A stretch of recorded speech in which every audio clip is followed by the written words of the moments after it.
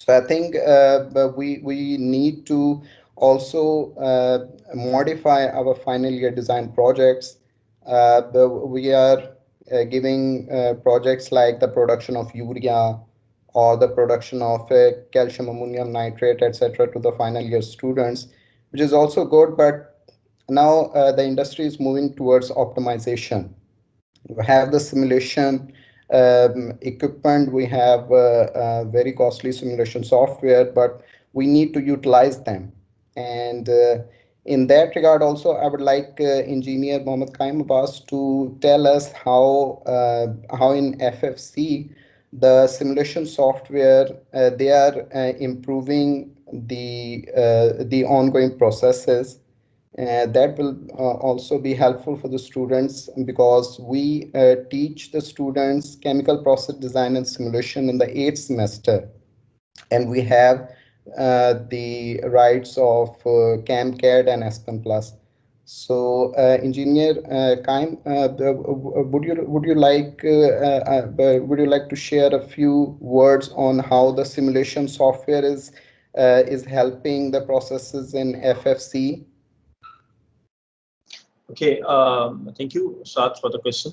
Actually, FFC, as I told you, that has been operating since 1978, and this importance of these simulations had been realized since then.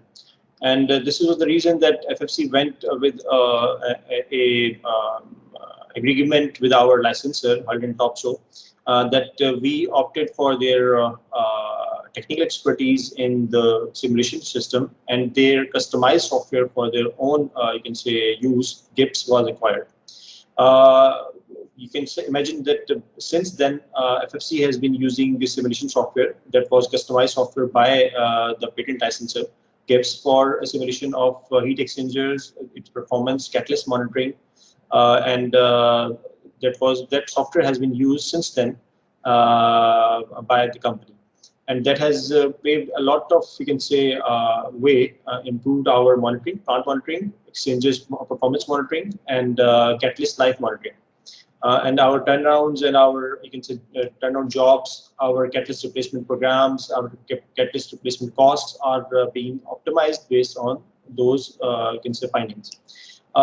Recently, you can say, not recently, but you can say in the last decade, new softwares like Aspen Plus and Aspen HYSYS have evolved to a degree that they are more human friendly. They have a better interface, human interface. So our company also opted for Aspen Plus, and currently our whole system, you can say, the engineering, our, you can, the technical monitoring program that we carry out quarterly, based on quarterly basis, in which all the parameters of the plant are run on software, and their performances of the exchanges and reformers and catalysts are monitored on that.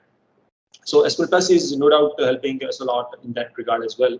So I also urge, I'll second you in that, Saad, that the new industry is going towards more energy optimization. So I would suggest that the software use should be carried out in 7th semester rather than 8th, so that the students have ample amount of time to train them as well and get idea of the software and do their projects on those softwares with respect to optimization, rather than just designing few calculations, having design calculations of a vessel or an exchanger or something like that in their final year projects. Rather, it would be much helpful that their projects would be based on simulation softwares and optimizations and catalyst, you can say, catalyst simulations. This is one area that we can excel in because most of the catalyst manufacturers, they don't provide their customized, you can say, catalyst calculation theory that they are using in the background calculation.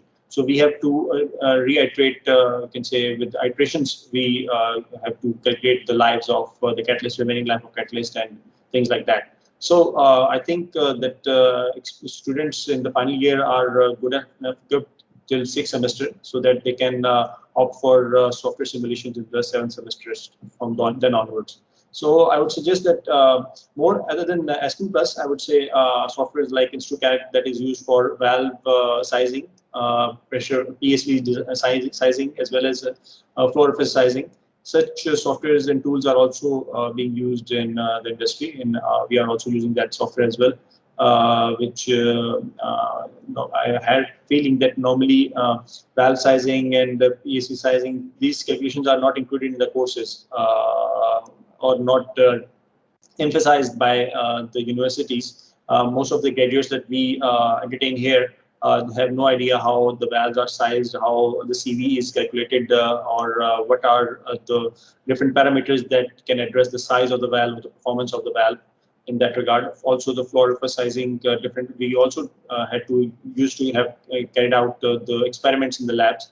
But once you are doing it with the software, you just aligning with the industrial practices that are being carried out now these days. So I'll second your thought that so use of software is the way forward, and towards the optimization of in any industry of you can say they are useful. Thank you. You said that's a wonderful reply, Qaim. Thank you very much for a fantastic presentation. I thank you again for giving valuable time to your parent institute. And since you're giving this time, I'm also going to ask one more a very important question. Our graduates, they are entering FFC. I mean, one or two every year. Our graduates get selected in FFC. So have you been in the interview process, or if you have met any of our recent graduates, what weaknesses have you observed and how we can help nullify them? Can you please also explain that? Yes, it's a Thank good question. It's always, I can say, a desire in a deep heart, deep inside that I also want the same thing that more of our graduates come and join FFC because it just you can say affiliation with the mother institute that I've been associated with for since long. I will say that most of the engineers that in my senior batch that had joined FFC, most of them are well reputed for their competence and their technical knowledge. But over the period of time, since you can say my joining myself, you can say it's around 10 years since then. I've seen that most of the engineers have declined either due to their low percentages in the score. Previously, NFC was following percentage system, and the other institutes shifted to CGPA system. So you can say around 3 to 4 years were lost in that regard. That most of those institutes were giving GPAs in 3.6, 3.7, in the tone of 3.7, and FFC being the top, you can say, pair in the market, also goes for the top students in any institute, you can say. So that hurted the institute itself, the hiring process. But now, as the institute has, university has established itself as the CGP on the CGP model as well. So the technical, on behalf of technical, you can say knowledge that I feel that most of our engineers are competent, but the things that are lacking are the you can say in-depth understanding of those major equipments that are being operated by industry. Industrial people normally are oriented towards more practical knowledge rather than just theoretical. Most of the times, you can say pumps, the compressors, the valves, the PSVs, different types of pumps, different types of valves. Most of the questions that industrial people are inclined into are related to these topics that we study in our courses. But I don't know, unfortunately, students are not that well prepared in terms of interviews in those topics, especially because of, you can say, either they have, either they you can say lose track on that, or I don't know what the cause reason is. Because a few of the topics you can say that are more relevant for the subject that are more relevant to industry are heat exchange design, heat exchangers, you can say heat transfer or mass transfer, and the equipments I've told you already that about designing and things like that. So I think the students should have a deep understanding of these things in terms of their operation, in terms of their selection, in terms of their performance. These are the questions that are normally related to industrial, you can say, hiring the people. I must, you can say, appreciate one of the engineers that recently got hired was Nabil from NFC, and he's currently working as an ammonia engineer in operation department. He's doing good job in terms of technical knowledge, and he's a good one. But unfortunately, in recent hiring process, I encountered two or three of the NFC graduates. I was not that much impressed with their knowledge. Either they were, you can say, lacking in their in-depth knowledge, or I don't know what the reason was. But I would urge you and the students to get in-depth understanding of the things that why these things are doing the way they are supposed to do. But that why we are opting for you can say kettle type reboiler, why are we are opting for a shell and tube heat exchanger, why do we use passes in the heat exchanger, why go for floating channel head, why not go for, you can say, normal shell and tube heat exchanger. Such are the questions in terms of they are rather basic questions, but they reflect that how much in-depth knowledge and in-depth understanding of that topic is with the engineer, and how much effort he has put in his studies. So, although the industry trains the engineer on the job, so that they get the work done what they're supposed to do for a specific or a particular knowledge for a particular job, but the overall picture of the student's effort in the 4-year program that he has opted in university comes out in that interview. So it should be, I can say, the students should have understanding why they have been, why they should be answering the why question all the time. There's, you can say, a Japanese saying that you ask 5 whys and you get the real answer. What is the reason for anything happening in the world? Why this heat exchanger?